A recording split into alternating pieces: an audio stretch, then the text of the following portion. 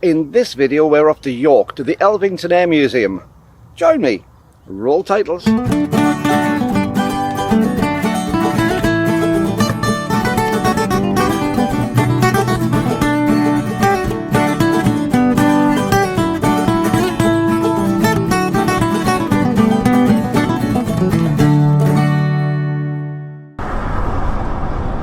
Well, hi YouTube, Brian James at Microphone Third Guy with you once again, and today we've left the caravan.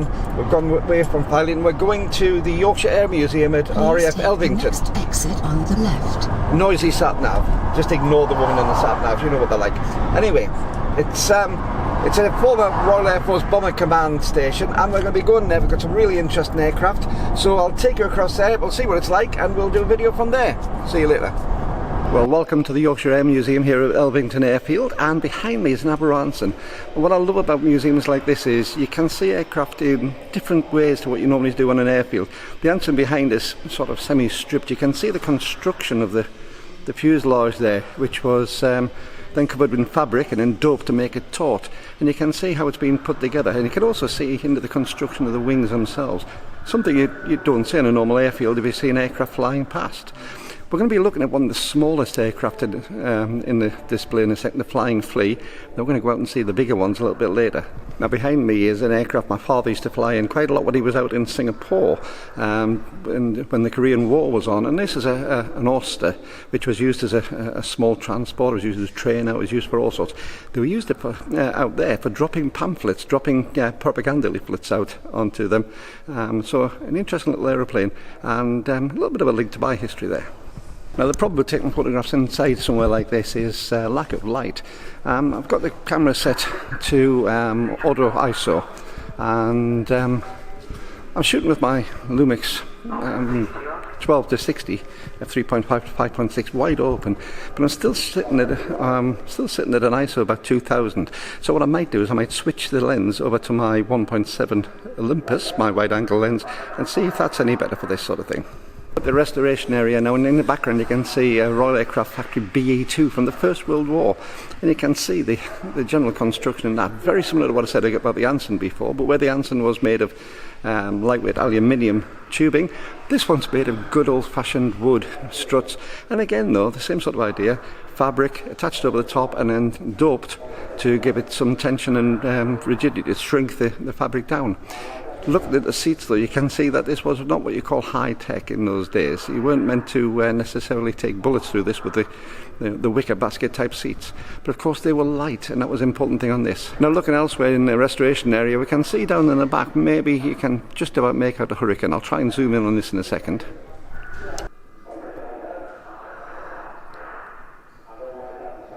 So coming out into the sunshine, we see our first glimpse of the big aircraft. We've got on the left hand side a Nimrod, on the right hand side the Vulcan bomber V2, and behind it is a couple of interesting aircraft, a pair of Mirages, and looks like Mirages anyway. I'll double check when I get across there. Certainly at least one Mirage there, but also looks like a T-33. I'll find out for sure when I get across there, but that's what they look like from this distance.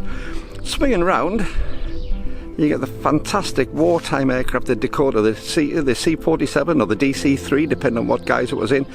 The C-47, of course, was the gunship version. DC-3 was a passenger airliner, and there were thousands of these aircraft made. Many are still in service throughout the world, but this one is in military markings and Royal Air Force markings, and these would have been used extensively during the Normandy campaign when we were doing the pushback into France to then start taking back over Europe after the Second World War. Thousands of people were parachuted out of those aircraft, and really major aircraft in that campaign. Very underrated at times, but beautiful. Now looking sideways on, we can see the Hunt in this resplendent blue colouring that it's got here. Fantastic, unusual colouring for it. Swinging around, as I say, we have the jet provost here. Now this one's either a T3 or a T4. We can tell that because it's got the wingtip tanks on, but also it doesn't have the fully pressurised cockpit.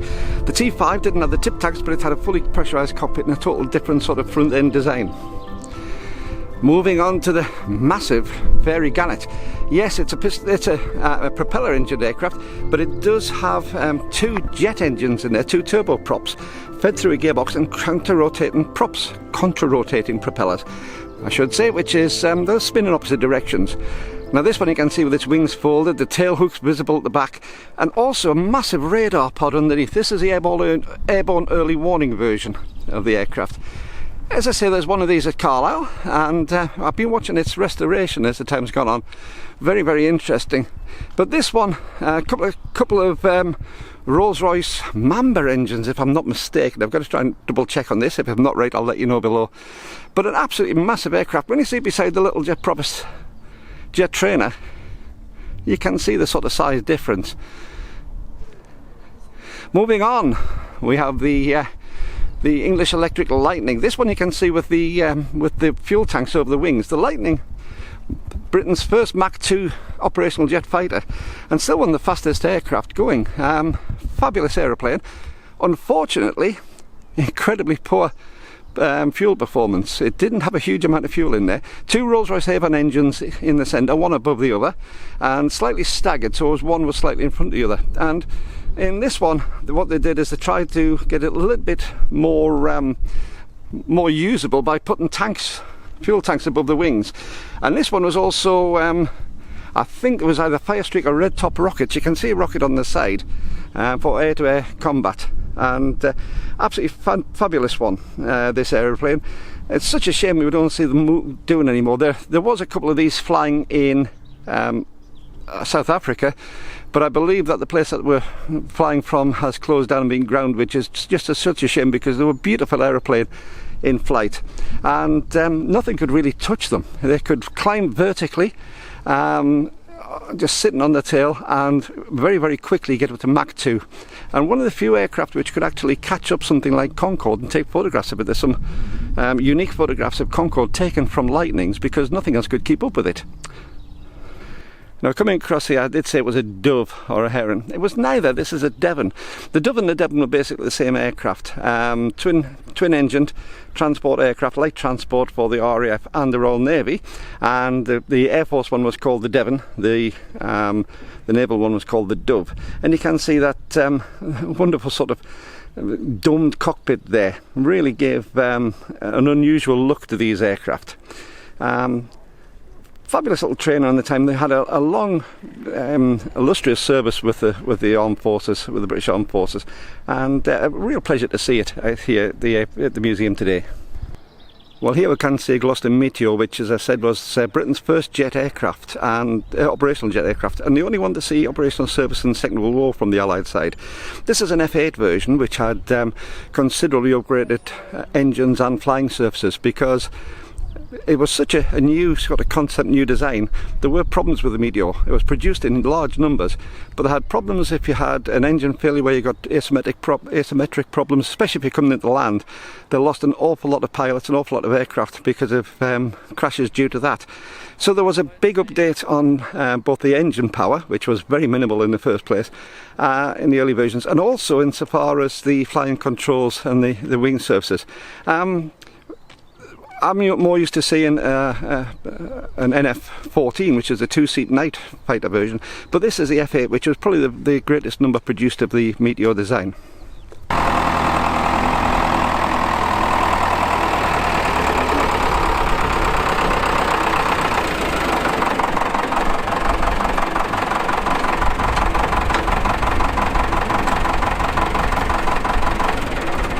Now that tractor's a sight which would have been common to a lot of my RAF colleagues from many years ago. The only difference is, of course, the day glow bibs, which we didn't tend to wear in those days.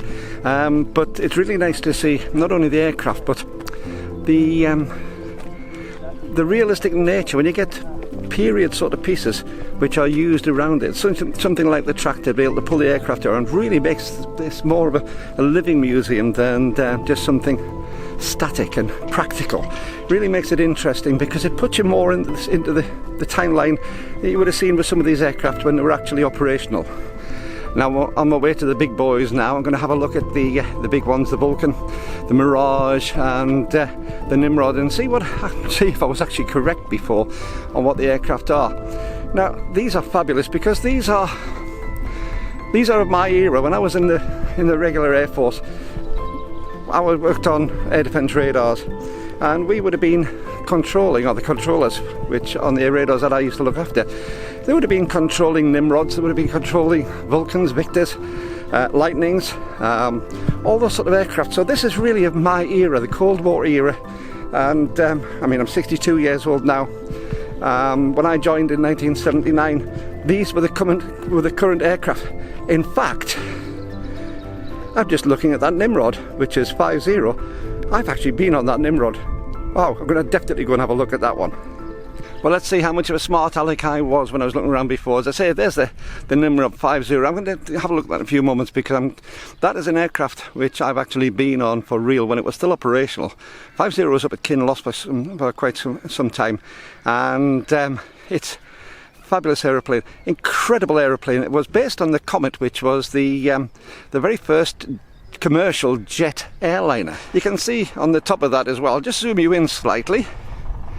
Excuse the fingers, but just zoom in. You can see on that one the refueling probe on the top, and the MAD, the magnetic anomaly detector, which is on the top of the tail. This, that sort of blob on the top of the tail there. Basically looked out for ships. It was a maritime aircraft, incredibly manoeuvrable. There used to be a photograph in the officers' mess at RAF Kinloss with one of those literally perpendicular to the ground, 90 degrees to the ground, and in perfect flight. They were incredible aircraft, very, very strong, and used to operate at incredibly low level of the sea. I don't know what officially were, but I know that an awful lot of them got very wet as they were flying, so it says an awful lot about how close they got to the sea. The Hawker Siddeley, later British Aerospace Nimrod, we'll have a look at that in a second. Now, coming on to this Royal Canadian Air Force Silver Star, this was the two-seat version of the Shooting Star, which was the P-80. This was it's the T-133. It's based on the T-33. Wonderful aircraft, very, very numerous in the American Air Force and other air forces around the world. I'm not sure that the Royal Air Force had them. I think they may have, but I'm not totally sure. I'd have to look up on that. But certainly the Royal Canadian Air Force had one, and here's one here. This one's Lockheed Canadair Silver Star, a CT-133, and two-seat. It was meant as a trainer, but it was also used by a few air forces as an operational aircraft. Now, I said before about the reality of having the period sort of tractors pulling the period aircraft. Here's the Gloster Meteor, the F8 that we looked at before, being pulled along by the tractor. As I say, the only really difference is the amount of crowds and civilian clothing. It would have been all RAF clothing in those days. And of course the day-glow jackets. But let's just take a couple of seconds to watch this wonderful aircraft being manoeuvred around the place.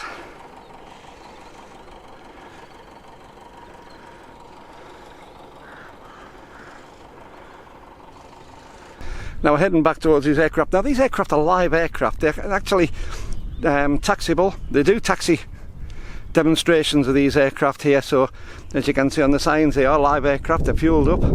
But we get this magnificent Victor aircraft. It was a Victor bomber, but a Victor tanker in the end, because they did conversions. And if you are ever here for one of the open days, they're magnificent to see. They really are, because the power and the noise of something like this is incredible. Now, this is a sort of sister aircraft to the Vulcan that we've seen at Carlisle. It's in fact in the title videos.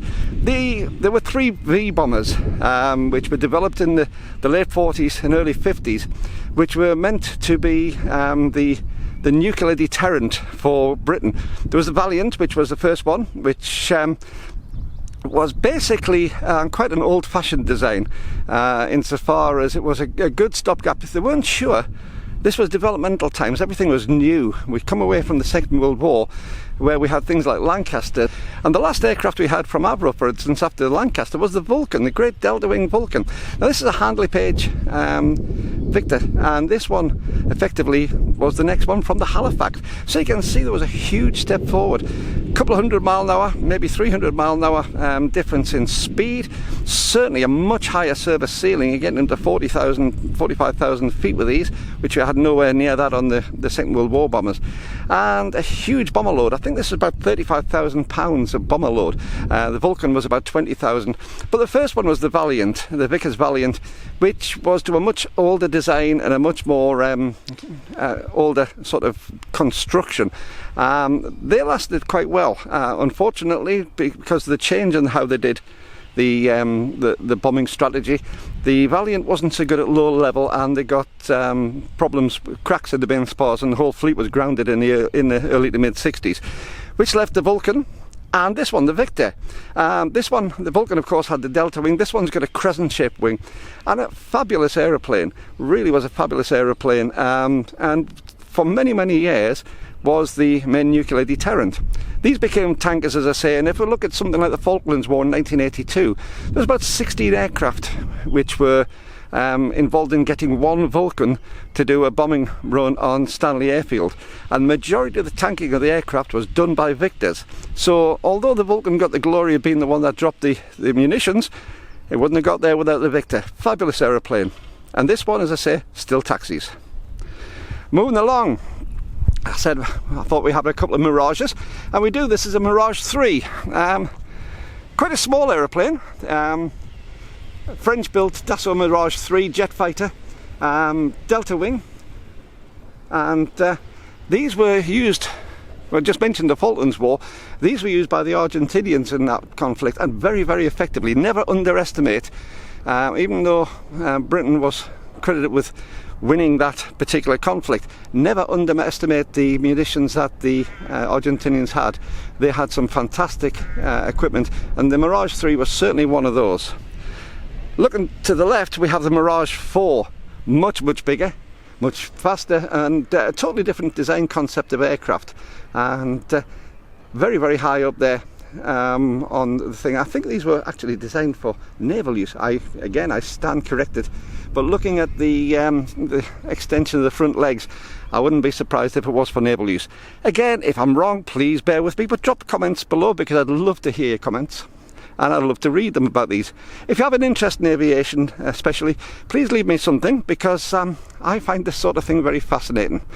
Now, the big difference with the Mirage 4 was that this was meant to be France's nuclear deterrent delivery method, and very effective it would have been too. It was operated in a similar sort of way to the QRA, the quick reaction alert, that the British were doing, but a very different concept to the likes of the Vulcan and the Victor insofar as how they did their nuclear deterrent discharge.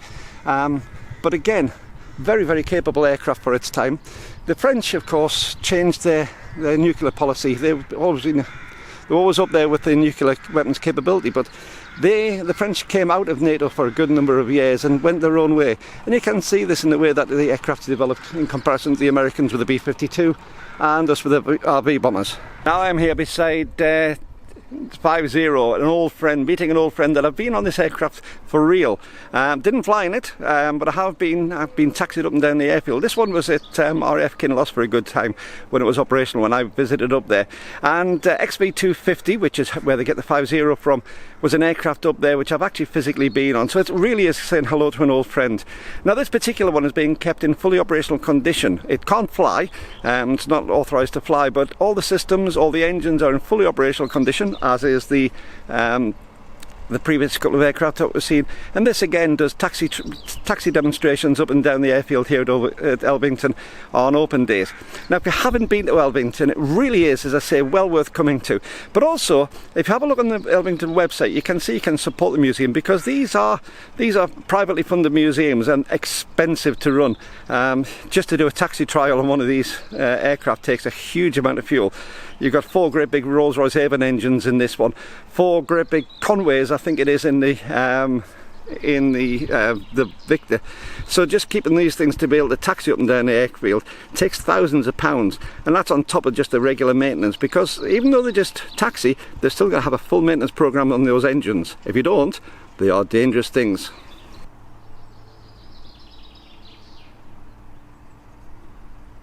Now, what a great deal of people don't realise about the Nimrod, it was one of the few aircraft, along with the V-bombers, which was actually equipped with nuclear weapons. In this case, nuclear depth charges, which could be discharged.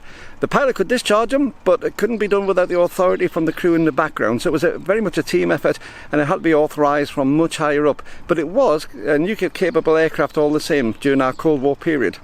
Now also you'll see there's a massive equipment bay underneath where depth chargers, sonar buoys and all sorts of things were from. In fact, they used to drop sonar down from the rear of the fuselage down through a hole into the sea. But this one also had torpedoes and a huge weapon load. So although it looks a little bit like an overinflated airliner, it was an incredibly efficient and potent aircraft in its day. Now, as I said a little bit earlier in the video, the authenticity of having the older stuff here really does put you back into a different era, and just seeing the corrugated Nissan huts in the background really does make you feel as if you're on a mid-war, even early 50s airfield, and that really is a step back in time. Now, a few years ago in 2018 I had the pleasure of taking about 25 air cadets over to Normandy and going around all the battlefields of Normandy after the D-Day landings, and also the beaches, and there'll be a lot of my American viewers who are on here. It was a moving experience going to the beaches where the Allied forces landed. When you go to places like Omaha and Utah Beach, which the Americans had some incredible losses on, it was a very poignant experience to go around them. But part of that D-Day landing, a big part of that D-Day landing, was due to this aircraft. This is the Douglas Dakota, the DC-3, or if it was the gunship version, the C-47. And there were thousands of these aircraft produced. Many are still in service, as I said earlier, today as airliners still. Some being operated the turboprop aircraft, turboprop engines. But this is in the RAF colours from wartime, and many paratroopers were dropped during the D-Day landings from aircraft such as this, in some incredible battles which ensued afterwards, and what really was the turning point of the Second World War. So very significant aircraft insofar as our history, whether you're British or Allied. I'm about to go inside the hangar here, and this is one of the things I've really been looking forward to in this excursion to Elvington, because this is the last surviving Halifax bomber. And the Lancaster gets an awful lot of the praise. It was a phenomenal aircraft, but the Halifax was just as effective in many ways, but there was so few of them left at the end of the war. I think this is the last surviving one, and I believe that this had to be rebuilt. So let's swing around, let's have a look at the back of this magnificent bomber, and we'll take a walk inside the hangar and see it properly. Now, for both photo and video wise, it gives us some of those problems again. So back to an open aperture and high ISOs. So of course you get the problems with noise and things, and uneven lighting, but at the same time, just to see something like this really is worth it. Now, if you enjoyed this video, don't forget to give a big thumbs up below if you would, and if you're not a subscriber, why not? It's free. Just hit the subscribe button below, and right down there hit the notifications and the little bell, and tick the all, because that will get you notifications every time I upload a video onto this channel.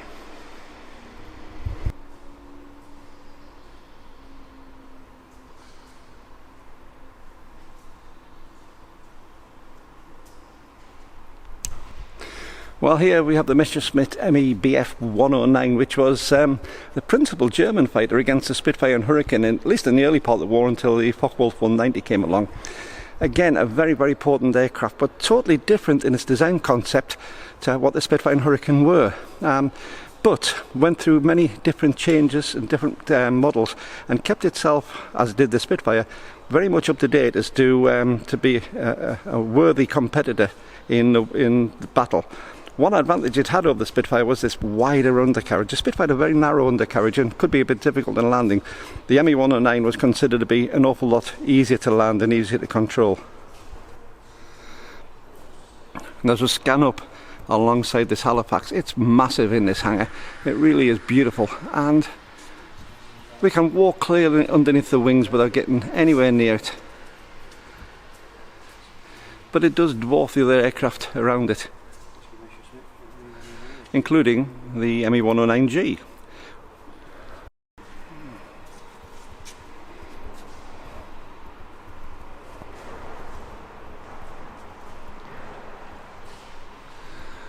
Now, unlike the Lancaster, which was noted for having its Merlin engines, its V-shaped configuration, this one had Bristol Siddeley Hercules engines, which were a radial engine, so very different concept of engine, but just as effective, with incredibly well used engine during the Second World War, incredibly powerful too. Now, I did mention about the Dakota outside and the Normandy landings. Well, this was an American glider which was used to drop troops and armaments into the war zone.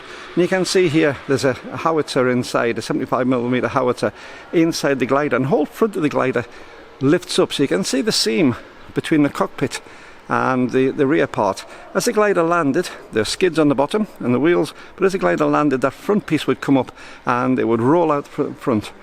Many of these gliders were built, various different types of glider built for the landings and with different uses, and a lot of them were carried across by things like the Halifax that we've just seen. They were used as the target, as the tow aircraft, and then dropped near the battle zone for these to come in and be very effective at putting ground troops out quickly along with their equipment.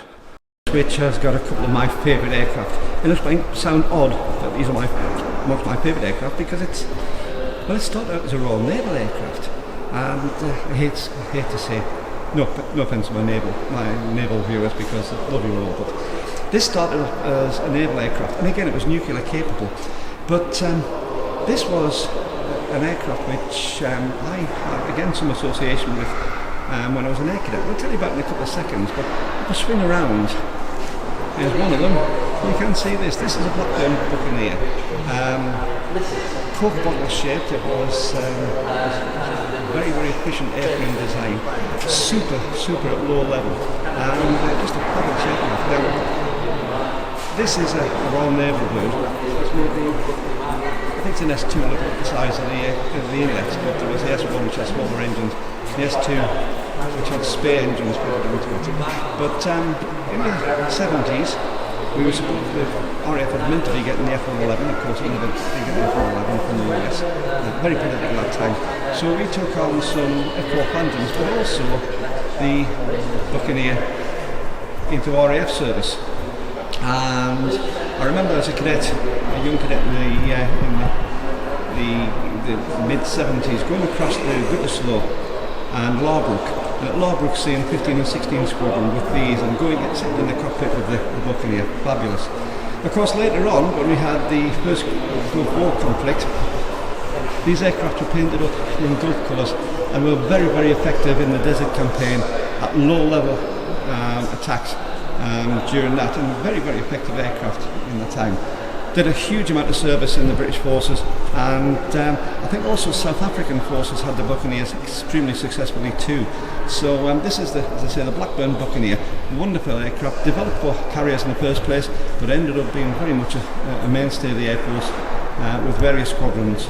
You'll also have seen as I was scanning around the Buccaneers there, just tucked in the background, the GR3 Harrier, the vertical takeoff and landing aircraft, which was developed by Hawker originally, and then Hawker Siddeley, and then British Aerospace after that. And for my American viewers, this was the AV8 which you took on from us, but also you developed wings to take us beyond the GR3 when you got onto the GR7, GR9 sort of variants.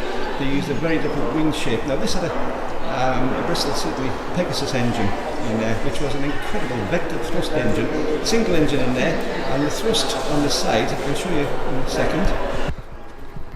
The inlets there, the thrust on the side, as I say, came out through two nozzles on either side, which would pivot round and vector the thrust down, so it sat on a cushion of its own jet blast. You also had, if you look down the wings, in the tips of the wings they had variable jet thrust which would come out and give it stability, either wing and also underneath the nose and the tail. Very effective aircraft in its time. There was also a naval version, and of course these and the naval version were used extensively down in the Falklands campaign in 1982. It's a great effect. If this comes into focus, I've just been talking to one of the curators here, a chap called Nigel, and he's set me something of a problem. This is a nose cone from a Buccaneer. We've just been looking at the three Buccaneers there, the naval one, the RAF one in green and grey, and in the desert colours. And this is a nose cone. I'm going to go and show it on the aircraft, and then I have a question for you. Now here's a Royal Naval version of it, and as you can see, here's the nose cone, and there's a hole through it. And that hole goes from top to bottom, straight through. I don't know if you can see it properly on there. Goes straight through. Let's pull around to the desert coloured RAF one, and there's that hole again. Now we don't know what that hole is for. So if you know what the little hole on the front, which goes vertically straight through from top to bottom on the Buccaneer, on all variants, please let us know.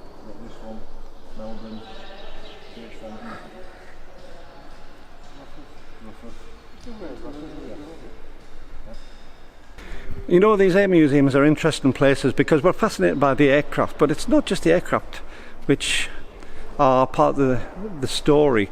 I said it before about the tractor, but I mean wonderful things like this this Comma Commando bus, which is here, beautifully restored, and again just brings back that sort of memory of a bygone time. Now, I said about the Buccaneers a few moments ago. I've got the Buccaneers now behind me on there, but I'm going to swing around because I said about the Coke bottle shape of the fuselage, and if I pull around and let you see the RAF one here, you can see the sort of wide hips at the back, which gives a particular sort of distinct look to the aircraft. Now, these aircraft were specialities at sort of low level attack, very low level attack, and what they used to do is do a real low level attack and then pull hard up and sort of throw bombs at the bottom towards the target, so they were well clear. And the bomb bay, I don't know if you can see it on here, see if we can actually zoom in a little bit onto there, but the bomb bay on this is a fully rotating bomb bay, so all the weapons were held inside and it rotated around longitudinally to release the bomb. So a very, very efficient aerodynamic shape and very, very efficient weapons carrying until it was a case of needing to deploy them.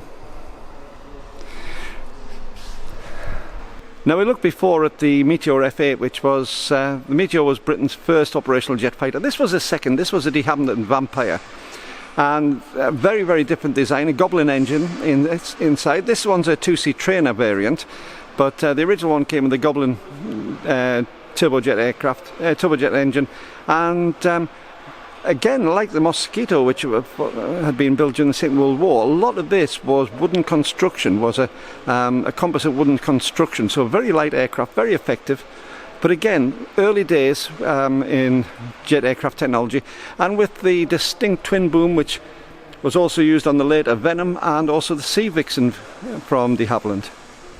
Now, I mentioned the NF-14 a little bit earlier, which is at Carlisle, the NF-11 NF-14. This one's an NF-14 which is in the middle of restorations, being repainted, as you can see at this moment in time. Cockpit canopies are all off. But you can see the amount of effort and dedication and care which this museum's putting into restoring the aircraft. It's absolutely unbelievable what's being done here, and if you can support the museum, please do so. You can get on their website, you can give donations, because it is privately funded and the costs in here are astronomical to try and do these, but without them our heritage disappears very, very quickly, and it won't be around for our children to see. So if you can give some sort of support to this museum, or in fact any of the good air museums around the UK or indeed around the world, please do, because these are part of our heritage and disappearing quickly.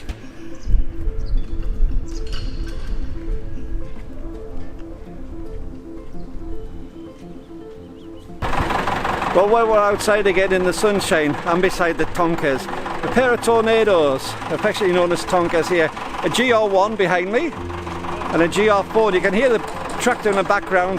That's going to be towing out the GR4 in a few moments further around. We'll see it as we go around the back of the museum here. But these were Mach 2 capable aircraft, again part of our nuclear defence force, until very, very recently when they've been superseded by the F-35 and of course the Typhoon.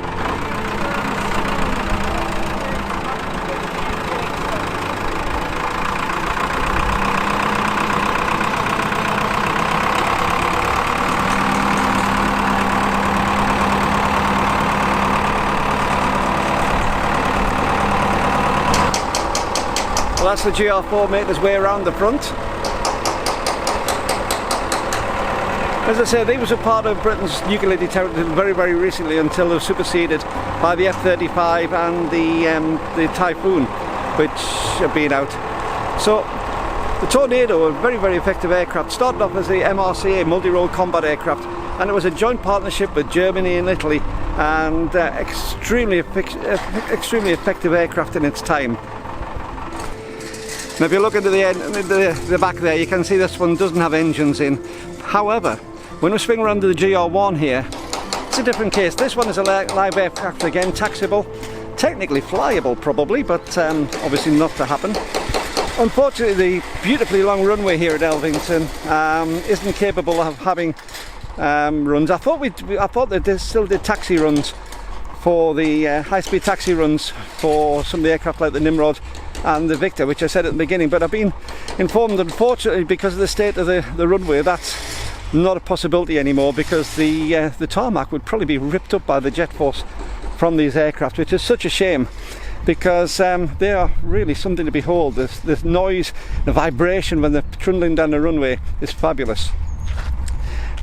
Now I looked at the Meteor and the little Vampire, but Britain's all-weather fighter fleet in the 1950s and 60s was supplemented by this.